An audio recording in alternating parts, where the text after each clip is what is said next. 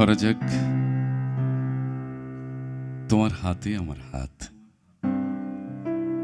আমার ওষ্ঠে তোমার অঙ্গুলি। আমরা একটি বিকেলের প্রতীক্ষায় আছি।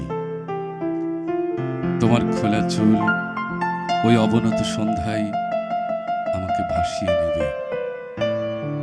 ধরা যাক ক্ষয় ক্ষয় জ্যোৎস্নায় তুমি অপেক্ষায় আছো, গাঢ় অন্ধকারে পেতে আছো বুক, ঝিরঝির বৃষ্টির জন্য হৃদয় মেলে বসে আছো। একদিন একদিন দারুণ অভিমানে অঘরে ভালোবাসবে আমায়। মনে করো এক উত্তপ্ত দুপুরে আমাদের ফাঁকা বাসায় তুমি আসবে। কেউ থাকবে না, কেউ না। সেই অচল মুহূর্তে আমরা হারিয়ে যাব উৎকৃষ্ট অন্ধকারে। মনে করো, ভাবতে থাকো, ভেবে ভেবে ক্লান্ত হও, ক্লান্ত হও। শুধু জেনে রেখো প্রিয়, সময়ের অপচয়কারী কখনো প্রেমিক হতে পারে না। আমার কাছে সকাল দুপুর বিকেল বলে কিচ্ছু নেই, কিচ্ছু নেই। গোধূলি সন্ধ্যা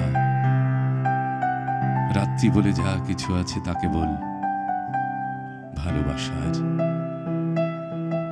ভালোবাসার, ভালোবাসার।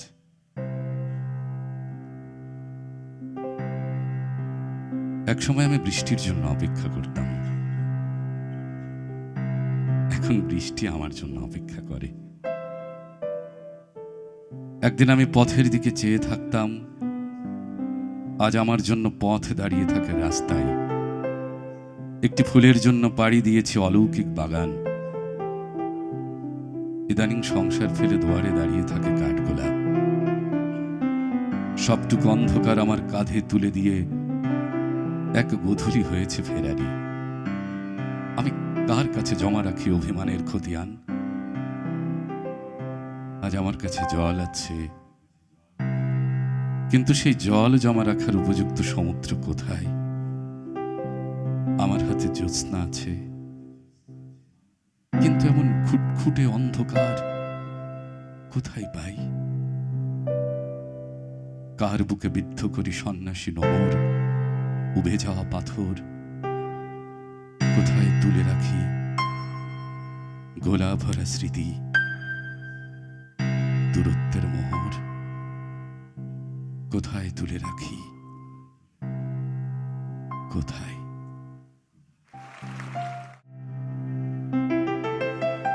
তোমার ভেতরে গিয়ে আমি দেখেছি তোমায়।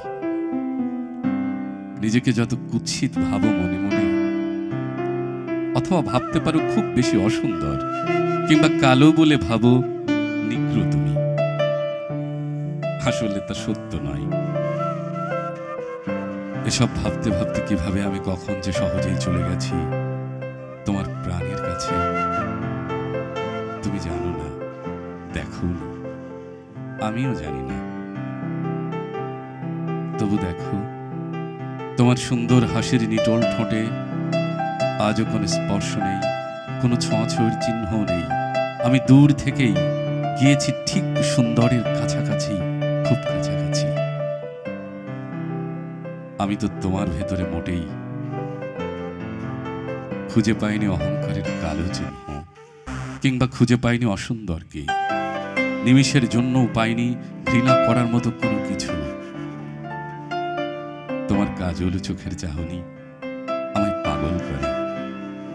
তুমি সুন্দর, এ কথা আমি কম করে হলেও 100 বার শেষে আরো 3 বার বলতে পারি। তুমি সুন্দর, সুন্দর, সুন্দর। তুমি যতই হও না কালো, তুমি রাষ্ট্রনায়ক। আমি ঠিক বলে দিতে পারি, তুমি কালো কৃষ্ণ, তুমি কালো কৃষ্ণ হে সুন্দর। কেউ কেউ বলতেও পারে তুমি খুব রাশভারী প্রকৃতির। হয়তো বলবে তোমার ওখানে যেন মানবিক চিহ্ন মাত্র নেই। তবে আমি নিশ্চিত বলতে পারি, যে রকম বিশেষণ ছুড়ে দেয় অকারণে, সে নিজেই সুন্দর নয়। এত সুন্দর, এ কি পুরুষ, এ কি ঈশ্বর, নাকি রমণীয় সুন্দর?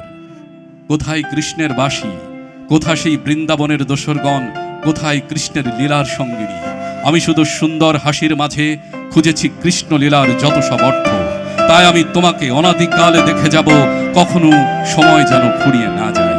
হে সুন্দর, হে সুন্দর শ্যাম, এসো আমরা একটু অপেক্ষায় থাকি। এসো দীর্ঘজীবী হই, এসো দীর্ঘজীবী হই।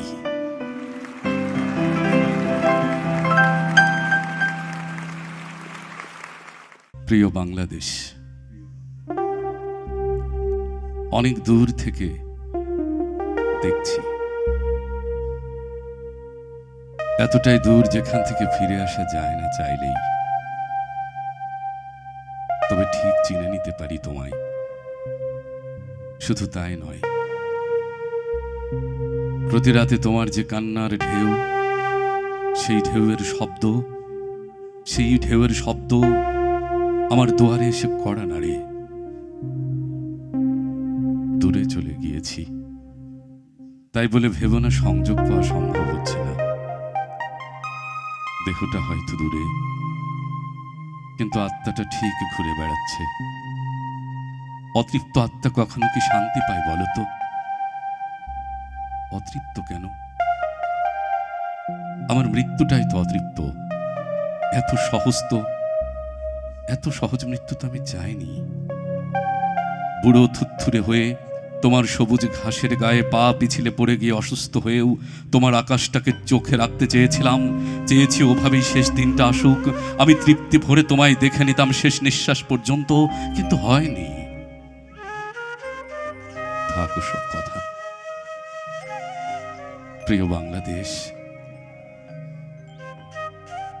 তুমি হয়তো এখনো খুঁজে বেড়াচ্ছ সঠিক ইতিহাস। তোমার বুকের সবুজ ঘাসগুলোর আজকাল কেমন লালচে আভা, যেন ছোপ ছোপ রক্ত। আচ্ছা, আমি এবং আমার পুরো পরিবারের এত লাল রক্ত যে ঘাস রঙিন করতে পারেনি, এখন কি সেখানে বয়ে যায় আরো খুন, আরো ধর্ষণ, আরো পাপ, আরো অপরাধ? এমনকি ৩০ লক্ষ শহীদ যে রক্ত দিয়ে গেছে, তার রং কেমন ছিল? ও আচ্ছা, ওই রং তো লাল হতে পারে না। ওই রং মাটিতে পড়ে সবুজ হয়ে যায়। কেননা ওই এক একটা স্রোতধারায় তো আমার বাংলাদেশের এক একটা অংশ, গ্রাম অথবা শহর। কিন্তু আমার দেশ এখন এত লাল কেন? অভিমানে? যেমন করে কিশোরীর কপল গোধূলির মতন রঙিন হয়, তেমন অভিমানে? না না, এ তো সেই অভিমান নয়। প্রিয় জন্মভূমি আমার, তুমি কি এখনো শৃঙ্খলিত? ওই যে আমি স্পষ্ট দেখতে পাচ্ছি তোমার সারা শরীর জুড়ে কতগুলো কুৎসিত হায়না হাত ধরাধরি করে আছে। তুমি নড়তে পারছো না, প্রতিবাদ করতে পারছো না, তুমি আবার যুদ্ধে নামতে চাইছো। তুমি পারছো না, নিজের সন্তানের সাথে যুদ্ধ ঘোষণা করতে পারছো না। প্রিয় বাংলাদেশ, প্রিয় বাংলাদেশ, আমি যে জানালার পাশে আমার মেয়েটাকে প্রতিদিন ক্রন্দনরত দেখতে পাই, আকুল হয়ে সে আমায় ডাকে, আমি তার দিকে হাত বাড়াই, কিন্তু এই হাত যে তার কপাল স্পর্শ করে না। প্রিয় বাংলাদেশ আমার,